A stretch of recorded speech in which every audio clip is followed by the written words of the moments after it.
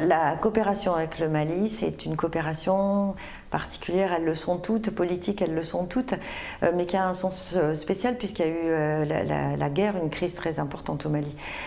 C'est une coopération que la région Rhône-Alpes a depuis 1984.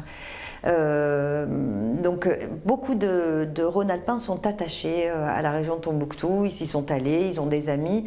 Et donc, au moment de la crise, on a été porté par cette volonté des acteurs pour continuer à agir. Donc on a trouvé des façons d'agir, on a continué à verser des fonds qui étaient plutôt de l'ordre humanitaire pour assurer la survie alimentaire et pour assurer un certain nombre de soins. Et puis maintenant que le pic de la crise est passé, même si la situation n'est pas complètement réglée, on a relancé une convention de coopération pour réinstaller un développement local, en ayant le souci que ce développement local contribue aussi à la cohésion sociale. Donc on entend le souci du Conseil régional de Tombouctou de travailler sur la réconciliation.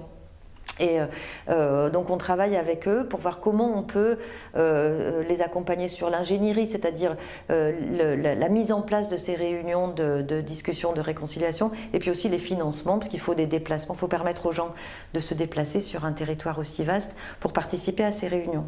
Puis c'est aussi le développement économique, l'appui aux agriculteurs, l'appui aux éleveurs de ce territoire, c'est aussi les questions de santé, permettre l'accès à la santé.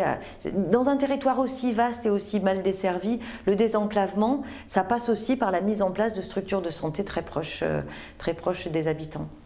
Voilà, les actions sont nombreuses, mais elles ont pour objectif premier permettre un développement de ce territoire qui soit coordonné par le Conseil régional pour assurer qu'il y ait une vraie égalité, une bonne distribution sur tout le territoire, pour s'assurer que ça correspond à des politiques publiques et s'assurer aussi que les élus ne décident pas seuls, mais qui décident en discussion et en concertation avec les habitants qui savent mieux que tous quels sont leurs véritables besoins.